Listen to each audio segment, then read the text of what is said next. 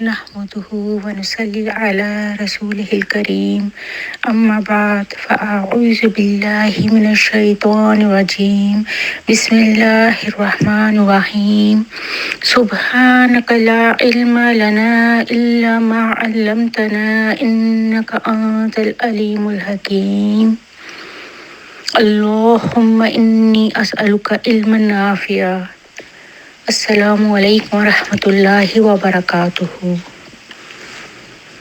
زندگی ایک گلشن ہے، اس گلشن کے لہلہاتے، مسکراتے، گنگناتے اور چہچہاتے شاداب غنچے ہمارے بچے ہیں، اور ہم اس گلشن کے باغبان ہیں۔ جیسے ایک باغبان باغ کے پیڑوں، پودوں اور پھولوں کی باغبانی کرتا ہے اور ان کی نزاکت، خوبصورتی اور رعنائی و زیبائی اور دل ربائی کو بچانے کے لیے ہر جتن کرتا ہے، بالکل ایسے ہی بلکہ اس سے بڑھ کر ہمیں اپنی زندگی کے گلشن و چمن کے پھولوں اور کلیوں یعنی اپنے بچوں کی بہترین پرورش و تربیت کرنی ہے، تاکہ وہ عالم شباب میں پہنچ کر ہمارے لیے اور خود اپنے لیے نیک نامی اور دنیا و آخرت میں ہماری اور اپنی کامیابی کا باعث بن سکے۔ عزیز ساتھیوں، میرے ٹاپک کا عنوان نبی پاک صلی اللہ علیہ وآلہ وسلم کا بچوں کے ساتھ تعلق ہے، جو کہ سیرت کی کرنوں کے سلسلے کا ایک حصہ ہے۔ عزیز ساتھیوں، اس گلشن کے دو باغبان ہیں، ایک باپ اور ایک ماں، جو اس گلشن کی کلیوں اور پھولوں یعنی بچوں کی تربیت میں بنیادی اور مرکزی کردار کے حامل ہیں۔ بچوں کے اعلیٰ انسانی اوصاف سے محروم ہو جانے پر، برے اور عمومی طور پر ناپسندیدہ عادتوں کے جنم لینے کی صورت میں وہ کسی طور پر اپنے آپ کو بری ذمہ نہیں ٹھہرا سکتے، کیونکہ انہی کی تربیت کا اثر ان کی جوانی میں اثر انداز ہوتا ہے۔ جیسا کہ فرمان رسول صلی اللہ علیہ وآلہ وسلم ہے، آپ نے فرمایا ہر بچہ فطرت پر پیدا ہوتا ہے یعنی مسلمان، اس کے والدین اس کو یہودی بنا دیتے ہیں یا نصرانی یا مجوسی۔ یہ اچھی تربیت کا ہی نتیجہ ہوتا ہے کہ اولاد کی ذہنی اور اخلاقی نشوونما صحیح نہج پر ہو جاتی ہے اور ان کی خوابیدہ صلاحیتیں بیدار ہو جاتی ہیں اور وہ اپنی ذمہ داریوں کو سمجھنے اور بہتر طریقے پر ان کو ادا کرنے کی کوشش کرتے ہیں۔ اور اس کے برعکس جو صحیح تعلیم و تربیت سے محروم رہ جاتے ہیں، ان کی فطری صلاحیتیں یا تو دب جاتی ہیں یا غلط رخ اختیار کر لیتی ہیں۔ وہ ماں باپ کی آنکھوں کی ٹھنڈک اور بڑھاپے کا سہارا بننے کے بجائے والدین کے لیے ناقابل برداشت بوجھ بن جاتے ہیں۔ ساتھیوں، آج ضرورت اس بات کی ہے کہ والدین اپنی ذمہ داریوں کو پہچانیں اور اپنے بچوں کی تربیت میں ماں اور باپ دونوں اہم کردار ادا کریں۔ اگرچہ یہ دونوں تربیتی ذمہ داری میں یکساں ہیں، لیکن ایک ماں پر اس کی ذمہ داری ذرا کڑی ہے، کیونکہ اس کی گود اس کے لیے پہلی درسگاہ ہے۔ گویا بچے کی تربیت میں ماں کا پہلا کردار ہے، یعنی ماں کی گود ایک درسگاہ ہے۔ اگر تو اس درسگاہ کو سنوار دیا تو گویا ایک بااصول اور پاکیزہ نسب والی قوم معرض وجود میں آئے گی، اور ایک ماں کی ذمہ داری ہے کہ وہ اپنی اولاد کی ابتدائی تربیت ایسی کرے کہ ساری زندگی اس کا اثر اس کی زندگی میں دیکھیں۔ اگر اس نے بچپن میں اس کی تربیت کما حقہ اسلامی نہج پر کی تو ساری زندگی وہ بچہ راحت کی زندگی گزارے گا اور دوسروں کے لیے بھی ایک محسن ثابت ہوگا، اور اپنے والدین کے لیے ہمہ وقت دعا گو رہے گا اور کہے گا رب ارحمہما کما ربیانی صغیرا، اے میرے رب میرے والدین پر اپنے رحم و کرم کی چادر تان دے کہ جس طرح انہوں نے ہمیں بچپن میں پالا اور پرورش کی، کیونکہ بچپن کی ہی تعلیم ایسی ہوتی ہے کہ جس کے اثرات مضبوط اور دیرپا ہوتے ہیں۔ کہ تمام زندگی ختم نہیں ہوتے، جیسے پتھر سے نشانات نہیں مٹتے۔ اسی کی طرف نبی پاک صلی اللہ علیہ وآلہ وسلم نے ارشاد فرمایا تھا، ابو درداء رضی اللہ عنہ سے روایت ہے، وہ بیان کرتے ہیں کہ نبی پاک صلی اللہ علیہ وآلہ وسلم نے فرمایا، بچپن کی تعلیم و تربیت بچے کے دل و دماغ پر ایسے پختہ ہوتی ہے جیسے پتھر پر نقش کہ جو کبھی نہیں مٹتا۔ اسی لیے کہا جاتا ہے کہ ایک ماں کو اپنے بچے کی تعلیم و تربیت اس کی پیدائش سے ہی شروع کر دینی چاہیے۔ عزیز ساتھیو، اسلام ایک مکمل ضابطہ حیات ہے۔ وہ سب کے لیے زندگی کا نظام دیتا ہے۔ بچوں کی تربیت، والدین کی ذمہ داریاں، بچوں کی ضروریات اور حقوق کی دیکھ بھال کے لیے بھی ایک مکمل نظام دیا ہے، جس کو بجا لانا ہر مسلمان مرد و زن پر لازم ہے۔ اولاد کی اچھی اور اسلامی نہج پر تربیت جہاں آپ کے لیے دنیا میں نیک نامی اور عزت اور رفت کا باعث اور سکون و راحت کا ذریعہ بنے گی، وہیں مرنے کے بعد صدقہ جاریہ بن جائے گی، اور یہ نفع اجر و ثواب کی صورت میں ہمیشہ آپ کو پہنچتا ہی رہے گا۔ لیکن آخرت میں یہ اولاد کی نیک تربیت آپ کے لیے درجات میں بلندی اور نجات کا باعث بھی بنے گی۔ ابو ہریرہ رضی اللہ عنہ سے مروی ہے، وہ بیان کرتے ہیں کہ نبی پاک صلی اللہ علیہ وآلہ وسلم نے فرمایا، جب انسان مر جاتا ہے اس کے تمام دنیاوی اعمال کا اس سے رابطہ کٹ جاتا ہے یا منقطع ہو جاتا ہے، مگر 3 اعمال کا رابطہ اس سے منسلک رہتا ہے۔ اول صدقہ جاریہ، دوم ایسا علم جس سے لوگوں کو فائدہ حاصل ہو، سوم ایسی نیک اولاد جو اس کے لیے دعائیں مغفرت کرے۔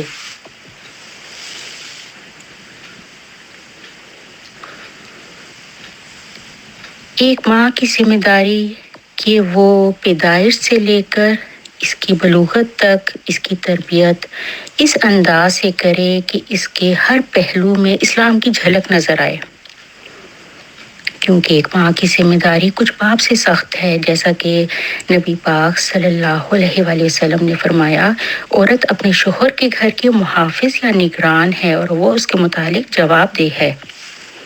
ساتھیوں، انسان کی تمنا ہوتی ہے کہ اس کا ایک ایسا وارث ضرور ہو جو اس کی املاک میں صحیح تصرف کر سکے اور اس کے مقاصد کو پایہ تکمیل تک پہنچانے میں اس کا صحیح جانشین ثابت ہو۔ اس لیے اللہ تعالیٰ نے انسان کو اس کی تمنا و آرزو اور اسباب پیدا کرنے کی تلقین کی ہے۔ اللہ سبحانہ تعالیٰ سے نیک اولاد کی دعا کریں اور آرزو کریں جو آنکھوں کی ٹھنڈک اور ملک و ملت کی پاسباں ہو، جیسا کہ حضرت ابراہیم علیہ السلام نے نمونہ قائم کر دیا اور فرمایا، ربی ہب لی من الصالحین، ربنا ہب لنا من ازواجنا وذریاتنا قرۃ اعین واجعلنا للمتقین اماما۔ اولاد اللہ کی بہت بڑی نعمت ہے۔ بیٹا اور بیٹی خوشی میں دونوں یکساں ہیں۔ اولاد میں انصاف سے کام لیں۔ نعمان بن بشیر رضی اللہ عنہ سے روایت ہے کہ انہوں نے کہا کہ میرے والد بشیر رضی اللہ عنہ مجھے لیے ہوئے نبی پاک صلی اللہ علیہ وسلم کی خدمت میں حاضر ہوئے اور کہا، اے اللہ کے رسول، ایک غلام میرے پاس تھا، میں نے اس لڑکے کو بخش دیا۔ آپ صلی اللہ علیہ وآلہ وسلم نے پوچھا، کیا اپنے سب لڑکوں کو دیا ہے؟ انہوں نے کہا نہیں۔ تب نبی پاک صلی اللہ علیہ وآلہ وسلم نے فرمایا کہ اس غلام کو تو واپس لے لے۔ ایک دوسری روایت میں ہے کہ تو نے اپنے سب لڑکوں کے ساتھ ایسا ہی معاملہ کیا ہے؟ انہوں نے کہا نہیں۔ تو آپ صلی اللہ علیہ وسلم نے فرمایا، اللہ سے ڈرو اور اپنی اولاد میں برابری و مساوات کا معاملہ کرو۔ میرے والد گھر آئے اور اس غلام کو واپس لے لیا۔ ایک دوسری روایت میں ہے کہ آپ صلی اللہ علیہ وآلہ وسلم نے فرمایا، پھر تو مجھے گواہ مت بنا، میں ظلم کا گواہ نہ بنوں گا۔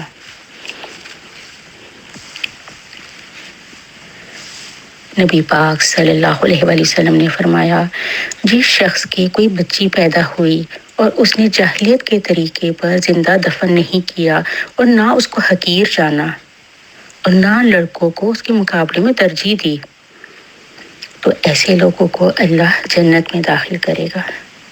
یہ معاملہ خالص اللہ کے اختیار میں ہے، جسے چاہتا ہے بیٹا دیتا ہے، جسے چاہتا ہے بیٹی سے نوازتا ہے، جسے چاہے دونوں عطا کرے، جسے چاہے بانجھ رکھ دے۔ یہ اس مالک کی مرضی۔ نبی پاک صلی اللہ علیہ وآلہ وسلم نے فرمایا، جو باپ اپنی 3 بچیوں کی تربیت کرتا ہے، یا 2 یا 1 کی بھی، یہاں تک کہ وہ جوان ہو جائیں، تو وہ قیامت کے دن اس طرح میرا ہمسایہ ہوگا جیسے میری یہ انگلیاں ہیں۔ پھر آپ صلی اللہ علیہ وآلہ وسلم نے اپنی 2 انگلیاں باہم ملا کر دکھائیں۔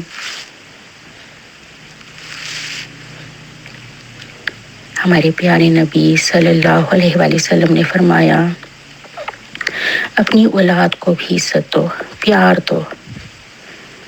میرے نبی خود کیسے عزت دیتے تھے۔ حضرت فاطمہ کا گھر 2 گھر چھوڑ کر تھا، اور آنا جانا ہر دوسرے تیسرے دن ہے، اور روز بھی آنا ہے کیونکہ 7 گھر ہیں۔ اور آپ صلی اللہ علیہ وآلہ وسلم کو اپنی اولاد میں سب سے زیادہ پیار حضرت فاطمہ رضی اللہ عنہ سے تھا، اور فرمایا کہ فاطمہ میرے جگر کا ٹکڑا ہے، جس نے اسے سکھ دیا مجھے سکھ دیا، جس نے اس کو دکھ دیا، تکلیف دی یا مجھے تکلیف دی۔ فرمایا فاطمہ جنت کی عورتوں کی سردار ہیں۔ میرے نبی بیٹھے ہوئے ہیں، لیٹے ہوئے ہیں، حضرت فاطمہ داخل ہوتی ہیں گھر میں، آپ صلی اللہ علیہ وسلم کی نظر جیسے ہی پڑتی ہے، آپ کھڑے ہو جاتے ہیں تعظیم کے لیے، اور کھڑے نہیں رہتے تھے، تیزی سے آگے بڑھتے تھے، حضرت فاطمہ کا ہاتھ پکڑ لیتے تھے، اور ہاتھ پکڑ کر بوسہ لیتے تھے، ہاتھ چھوڑتے نہیں تھے، ہاتھ پکڑے پکڑے پہلے حضرت فاطمہ کو بٹھاتے تھے، پھر خود تشریف رکھتے تھے۔ بہت عزیز ساتھیوں، والدین کی بچے کے لیے توجہ اور محبت ایسے ہی ضروری ہے جیسے کسی پودے کے لیے دھوپ اور پانی۔ بچے کے مستقبل کے ذمہ دار والدین ہیں، کیونکہ جیسی وہ تربیت کریں گے ویسے ہی وہ ساری زندگی کام کرے گا۔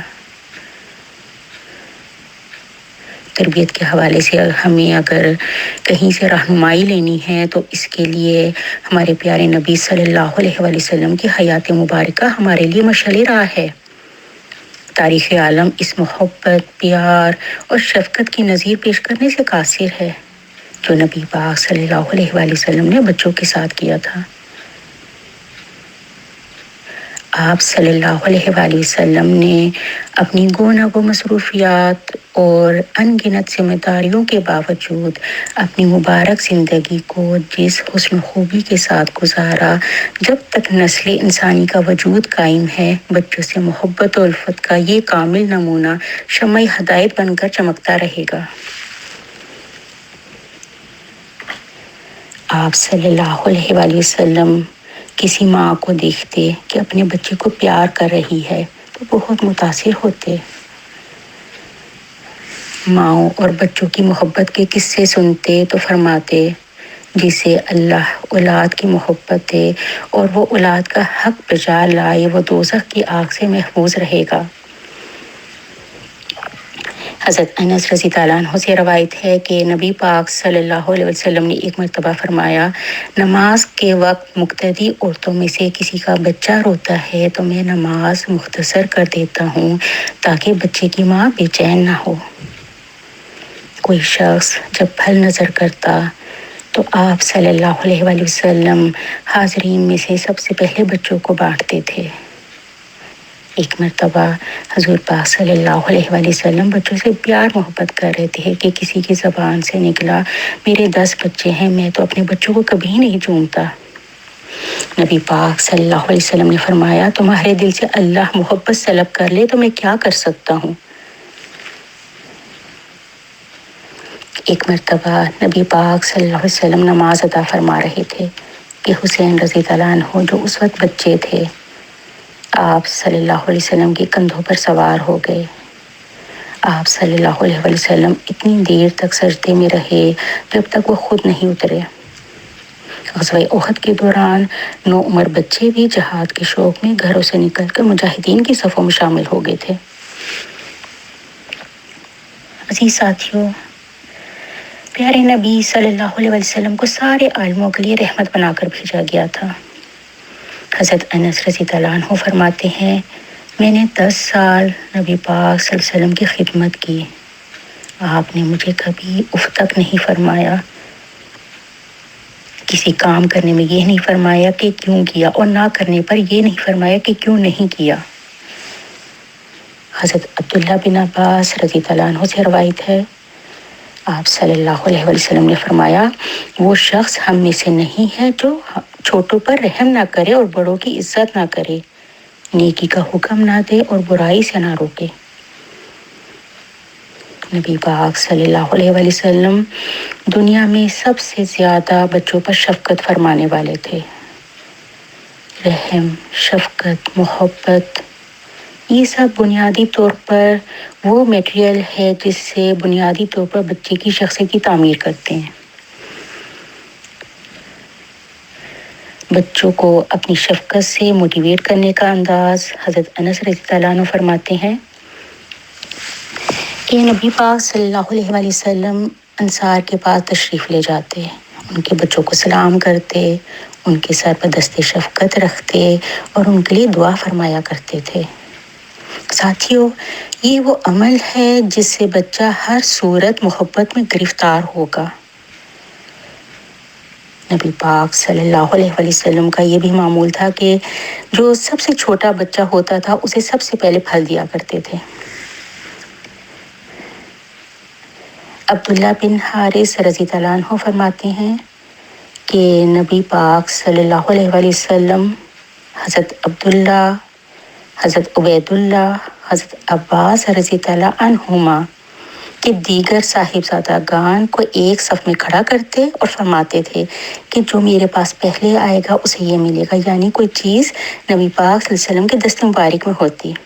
چنانچہ سب دوڑ کر نبی پاک صلی اللہ علیہ وسلم کے پاس آتے، کوئی پشت پر گرتا، کوئی سینہ مبارک پا کر گرتا۔ نبی پاک صلی اللہ علیہ وسلم انہیں پیار کرتے اور انہیں اپنے جسم مبارک کے ساتھ لگاتے تھے۔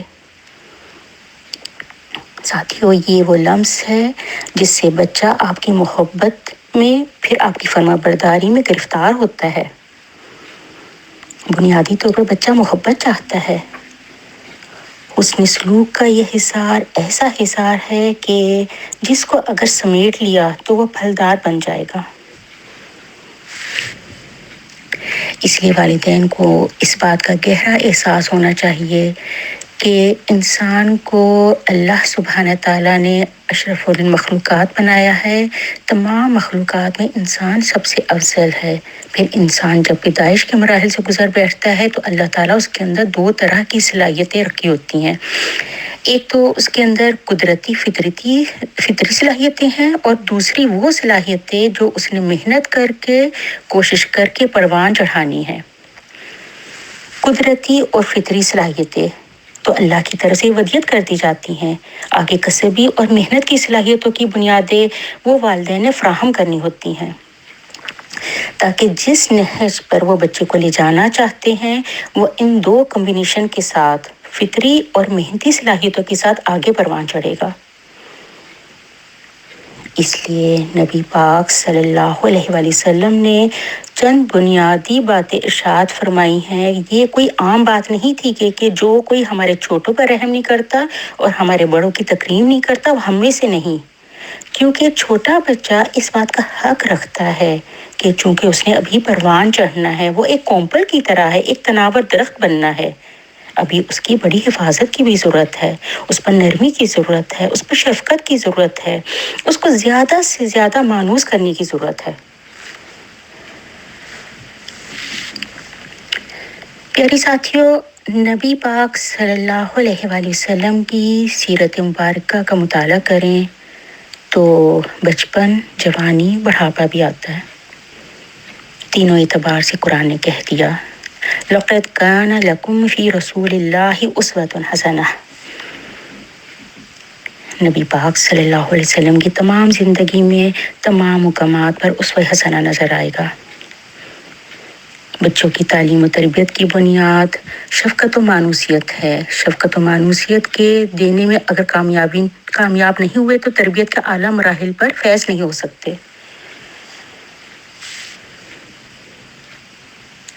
نبی پاک صلی اللہ علیہ وسلم نے فرمایا زید بن حارثہ میرے محبوب ترین لوگوں میں سے ہیں.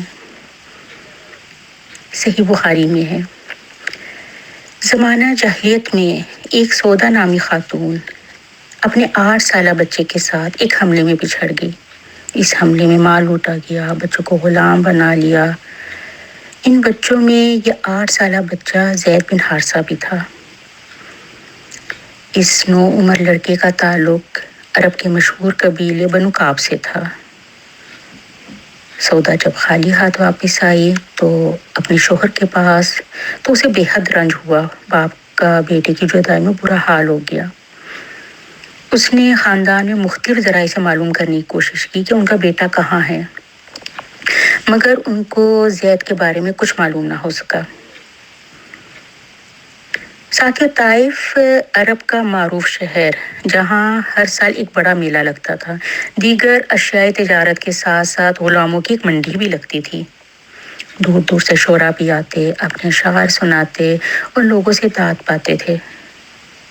مکہ وہاں سے زیادہ دور نہ تھا، اس لیے مکہ کے بڑے بڑے رئیس بھی اس میلے میں شرکت کرتے تھے اور واپسی پر اپنی من پسند اشیاء خرید کر لے جاتے تھے. قریش کے ایک معزز رئیس حکیم بن حزام بھی ایک مرتبہ اس میلے میں شریک تھے. بازار میں فروخت ہونے والے غلاموں میں زید بن حارثہ بھی تھا. حکیم بن حزام نے زید سمیت کئی غلام خرید لیے. وہ مکہ واپسی پر اپنی پھوپھی خدیجہ سے ملنے آئے اور ان سے کہا کہ میں عکاس کے میلے سے کچھ غلام خرید کر لایا ہوں، آپ ان میں سے جس کو پسند کر لیں، وہ آپ کے لیے میری طرف سے تحفہ ہے. حضرت خدیجہ رضی اللہ عنہ نے ان 9 عمر بچوں کی طرف دیکھا تو زید بن حارثہ کو پسند کر لیا، کیونکہ اس کم سنی میں ہی اس کے چہرے سے ذہانت و فطانت ٹپکتی تھی. تھوڑا عرصہ ہی گزرا تھا کہ حضرت خدیجہ رضی اللہ عنہ کی شادی نبی پاک صلی اللہ علیہ وسلم سے ہو گئی.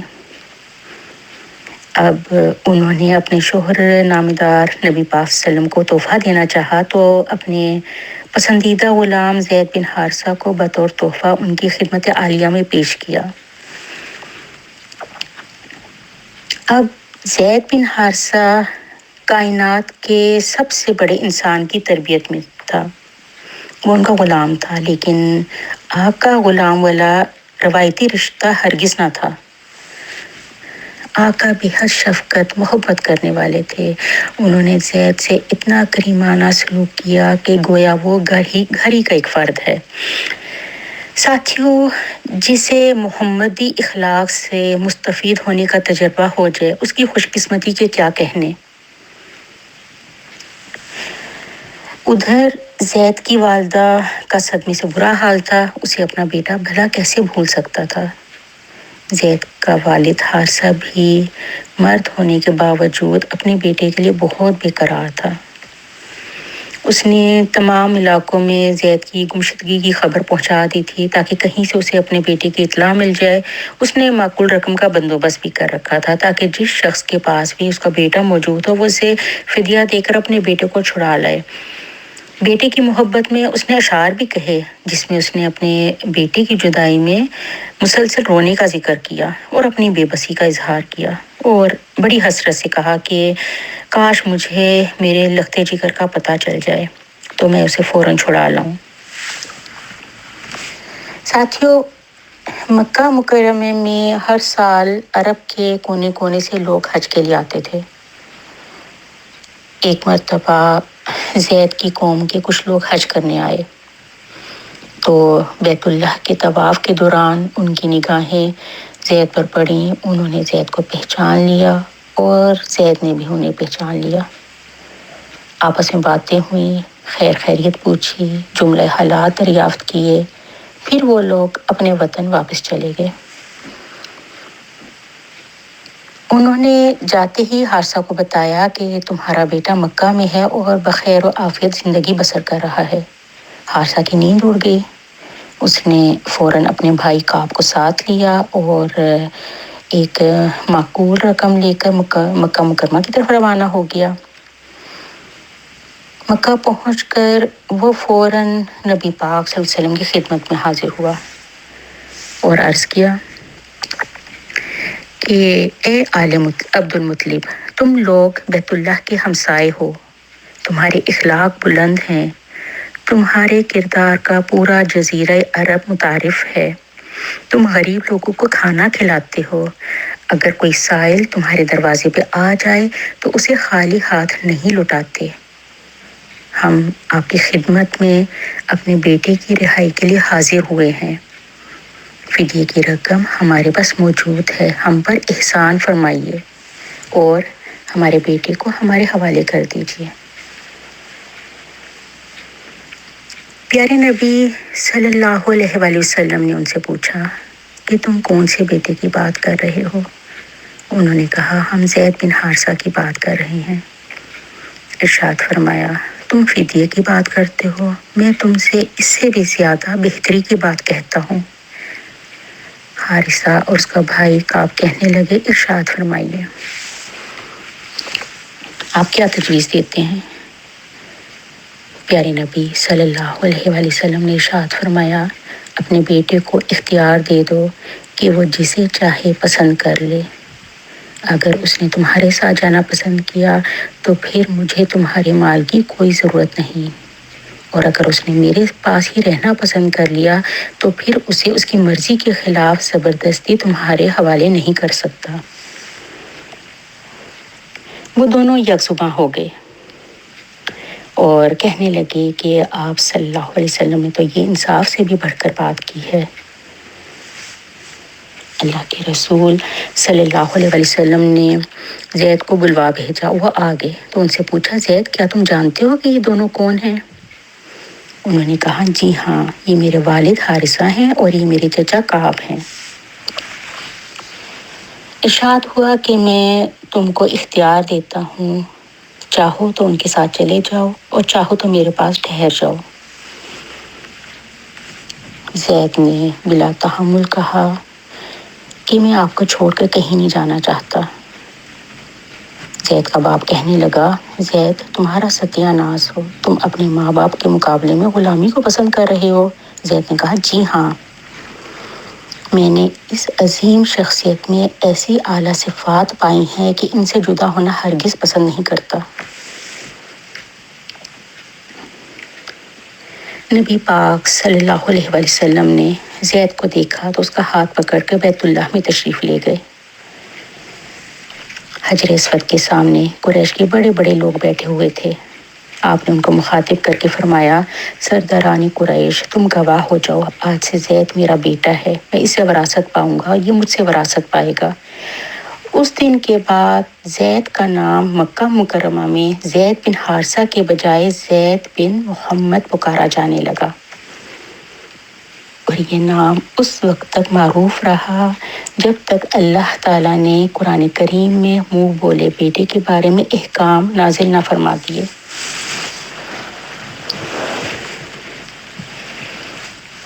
سب سے پہلے دعوت حق کو قبول کرنے والوں کی صف میں زید بن حارثہ کا نام صف اول میں نظر آتا ہے۔ غلاموں میں جس شخصیت نے سب سے پہلے دعوت پر فوراً لبیک کہا وہ زید بن حارثہ رضی اللہ عنہ ہوئی تھے۔ مکے کی گلیاں ہوں یا طائف کا بازار، ہر جگہ زید بن حارثہ ایک سائے کی طرح نبی پاک صلی اللہ علیہ وسلم کے ساتھ لگے رہتے۔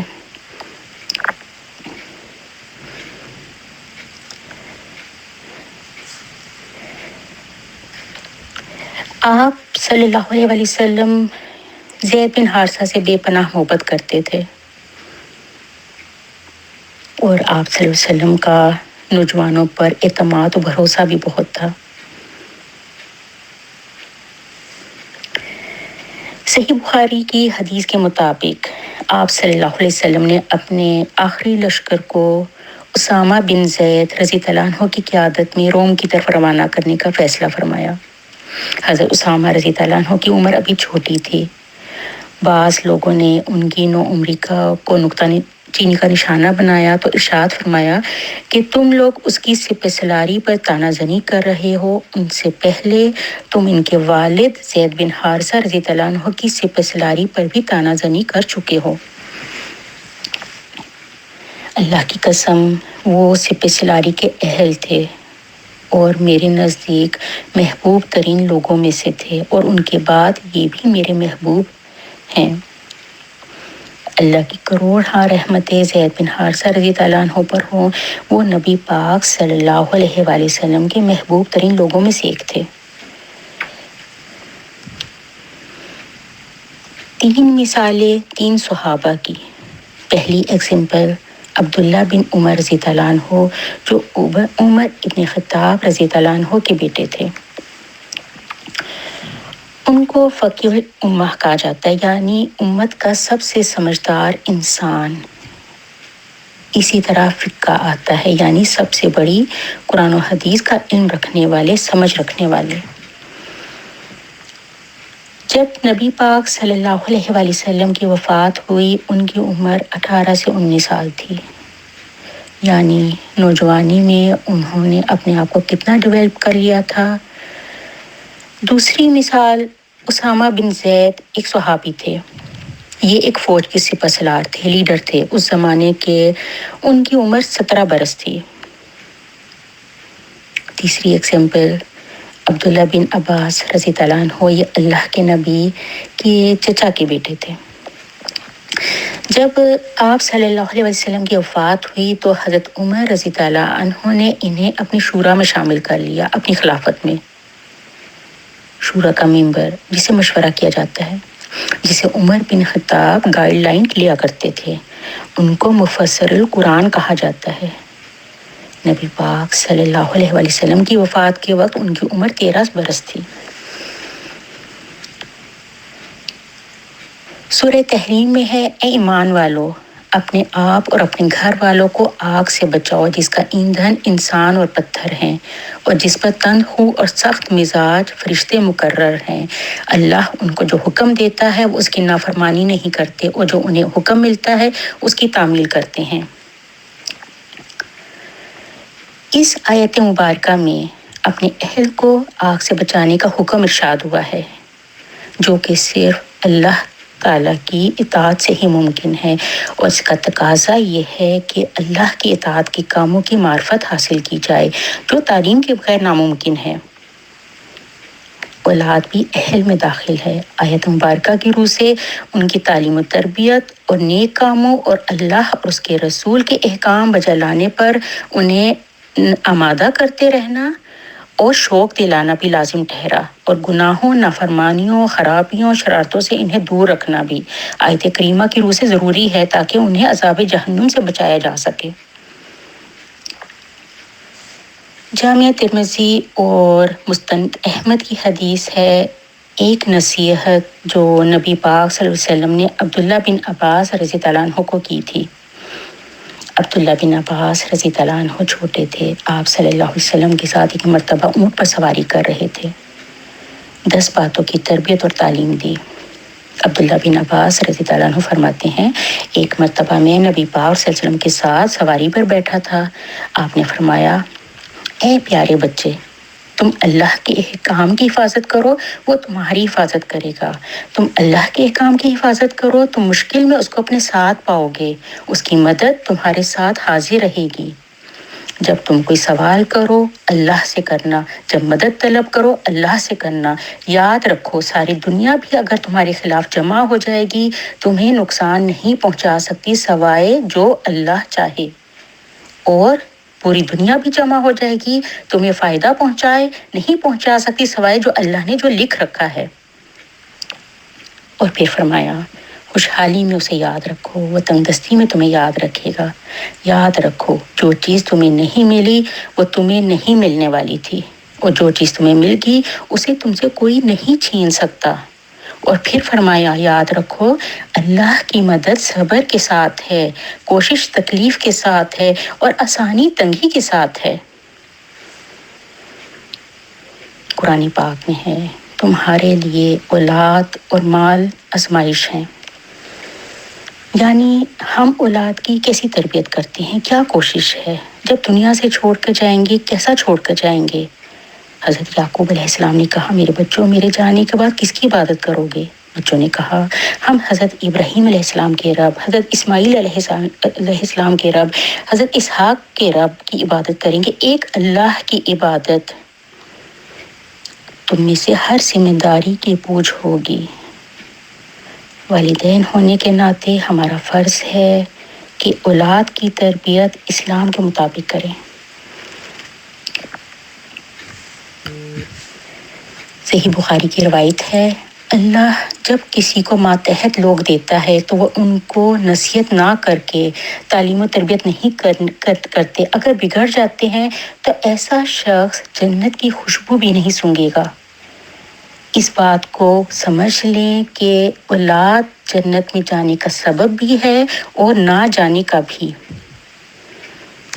امانت داری ایمان کی روح اور حقیقت ہے۔ امانت میں ہر چیز شامل ہے، مال، انسان، اہل و عیال اور اپنی ذمہ داریاں۔ ساتھیوں، دنیا کا علم جتنا بھی دے دیں، قرآن کا علم نہیں دیا تو کچھ نہیں دیا۔ پھر بچے کی تربیت میں دوست اور احباب کی بہت بڑی اہمیت ہے۔ آدمی اپنے دوست کے دین پر ہوتا ہے، لہٰذا تم میں سے کسی کو بھی چاہیے کہ وہ سوچے کہ وہ کس سے دوستی کر رہا ہے۔ اس لیے والدین کو سمجھ ہونی چاہیے کہ وہ بچوں کی کس کے ساتھ دوستی ہے وہ دیکھیں۔ بچے کی زندگی میں کھیل کود کی بھی اہمیت ہے، جس میں جسمانی قوت توانائی میں اضافہ ہو۔ بچے کی تربیت میں اخلاقیات، ایمانیات کا اہتمام کرنا، توحید پرست، نماز، روزہ، زکوٰۃ، حج، اچھائی کا حکم، برائی سے روکنا، تمام چیزیں کروانی ہیں۔ بچوں کے معاملات کو ڈیل کرنے کے لیے دوستانہ رویہ اختیار کرنا، دوستانہ انداز میں بچوں کی تربیت جس میں بچوں کی تعریف، حوصلہ افزائی شامل ہے، جائز سچی تعریف کرنا، بات چیت کرنا، توجہ سے سننا، بچوں کے فارغ وقت کے لیے منصوبہ بندی کرنا، دلائل کی بنیاد پہ بات کرنا، گفتگو احسن انداز میں کرنا، بچوں کے رول ماڈل بننا، قول و فعل میں تضاد نہ رکھنا۔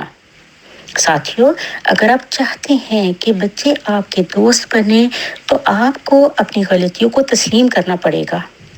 ایسے بچوں میں بھی غلطی ماننے کے ساتھ ساتھ معاف کرنے کا بھی جذبہ پیدا ہوگا، اور اس جذبے کی بنیاد پر بچے آپ کے قریب ہونا شروع ہو جائیں گے۔ 7 سال تک کی عمر کا بچہ آپ کی خوشبو کی مانند ہوتا ہے، یعنی 7 سال تک آبزرو کر رہا ہوتا ہے جو کچھ والدین اسے کہہ رہے ہوتے ہیں، اور تقریباً 12 سال تک والدین جو اسے فیڈ کرتے ہیں، بچہ یا تو اس کے بعد آپ کا دوست ہوتا ہے یا دشمن۔ 7 سال کی عمر ساتھیوں بہت اہم ہے، اس میں بچہ اپنی آنکھوں اور کانوں سے جو آبزرو کر رہا ہوتا ہے وہی بنتا ہے، چاہے وہ نیگیٹو ہو یا پازیٹیو۔ والدین معاف کرنے والے بنے اور معافی مانگنے والے بنے، شکر گزار بنے، وہ یہ سب آبزرو کرتا ہے۔ والدین کی خواہش ہوتی ہے بہت اچھا بچہ ہو۔ پوائنٹس لکھ لیجئے، لسٹ بنا لیجئے کہ یہ سب خوبیاں ہوں، تو وہ خوبیاں والدین پہلے اپنے اندر پیدا کریں۔ نبی پاک صلی اللہ علیہ وآلہ وسلم نے یہ عمل کر کے بتایا، کہتے ہیں کہ بچہ آپ کا آئینہ ہوتا ہے۔ نبی پاک صلی اللہ علیہ وسلم بچوں کے ساتھ بچے بن جایا کرتے تھے، پھر ان کی ذہنی سطح کو بلند کر دیا کرتے تھے، صرف قولی طور پہ نہیں بلکہ آپ صلی اللہ علیہ وآلہ وسلم نے اپنی ذات کو بطور نمونہ پیش کیا۔ ہر بچہ منفرد ہوتا ہے، دیکھنا یہ ہے کہ کس بچے میں کیا صلاحیت ہے، بچے کو اس کی صلاحیت کے مطابق کام کرنے کا موقع دینا۔ بچوں کی نفسیات سے اپنے آپ کو انگیج کرنا پڑتا ہے، اٹیچ کرنا پڑتا ہے، بچوں سے جو وعدہ کریں پورا کریں، بچے کو میسج کیسے کنوے کرنا ہے معلوم ہونا چاہیے۔ رحم کرنا، شفقت سے پیش آنا، محبت سے پیش آنا، اس کے اثرات بچے پہ کیا ہوتے ہیں، اس کا امپیکٹ پوری زندگی میں آتا ہے اور رویے فیڈ ہو رہے ہوتے ہیں۔ بچپنا زندگی کا وہ مرحلہ ہے جس کا بنیادی تقاضا ہی شفقت اور نرمی ہے۔ یہ مرحلہ شفقت اور نرمی سے طے ہوگا۔ شفقت کرنی ہے تو والدین کو متقی بھی ہونا چاہیے۔ اگر تقویٰ اور پیار دونوں اکٹھے نہیں ہوں گے تو بچے پر وہ اثر انداز صرف جسمانی ہوگا، وہ روحانی طور پہ نہیں ہوگا۔ تربیت کے مرحلے میں اس نازک وقت میں بتانا ہے اسلام کیا چاہتا ہے، کیسے مسلمان بنے۔ شفقت اور روک ٹوک کی انتہا کا درمیانی راستہ رکھنا ہے۔ ڈونٹس کا ایریا جسٹیفائڈ ہو کہ کیوں، اور ڈز کا ایریا جسٹیفائڈ ہو کہ کیوں۔ ڈسکس کریں، سیلف ریسپیکٹ کریں۔ بچے کا بننا یا بگڑنا تربیت کا محتاج ہے۔ جیسے بچے کے لیے ماں کی گود ممتا ہے، ویسے ہی باپ کا کندھا سرابۂ شفقت ہے۔ دونوں کا اہم کردار ہے، دونوں نے مل کر تربیت کرنی ہے۔ مثالی، نگران، مہربان والدین بنیں، وقت دیں، مسائل توجہ سے سنیں۔ منفی نیت سے مثبت نتیجے کیسے نکل سکتے ہیں؟ اخلاص نیت بہت ضروری ہے۔ تعلیم راستہ ہے، منزل نہیں۔ منزل علم ہے اور اس راستے کو تربیت روشن کرتی ہے۔ تعلیم کا طریقہ سہولت اور نرمی پر مبنی ہو، باریک بینی اور سختی تشدد سے پاک ہو۔